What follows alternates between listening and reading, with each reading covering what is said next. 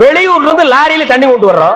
அது அப்படியே ஸ்ட்ரைட்டா ஸ்ட்ரீட்டுக்குள்ள விட்டா எவ்வளவு சௌரியமா இருக்கு. அதை ட்ரக்ல சேஞ்ச் பண்ணி சந்தா போகும்போது ரொம்ப டயர்டா இருக்குடா. ஆமா, ஒரு டாடா சீரா, மாருதி, பிளைமூத், அம்பாஸ் இப்படி கொண்டு வந்தா ஈஸியா இருக்கும்ல.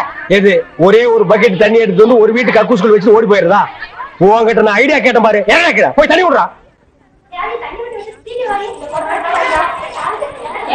வா. என்ன தண்ணி பிடிக்கிறதுக்கு மேக்கப் எல்லாம் போட்டு தலையில பூவெல்லாம் வச்சு கும்முன்னு போறீங்க?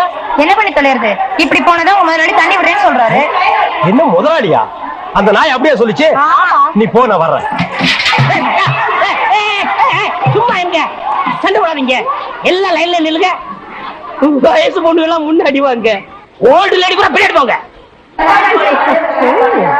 தம்பி ஒரு கூட தண்ணி விடுப்பாங்க, லாரி அடிச்சு பின்னால தள்ளிட்டாங்க. இங்க பாரு, வயசு பொண்ணுக்கு தான் முதல் தண்ணி, உங்களுக்கு எல்லாம் மிச்சம் மீதி இருந்தா தான் கடைசி கோடு. நானும் ஒரு காலத்துல வயசு பொண்ணா இருந்தவதான். அத உன் புருஷன் சொல்லு. போங்கட்டே சீக்கிரம் கம்மியா. தம்பி ஒரு கூட தண்ணி விடுப்பா. உனக்கு அறிவு இல்ல? எத்தனை சொல்றது? வண்டியில வந்து அந்த டிரைவர் போய் சொல்ல, இங்க வந்து ஓன் சொல்லையா? போகட்டே, ஒரே டென்ஷன் அப்பா, டென்ஷன்.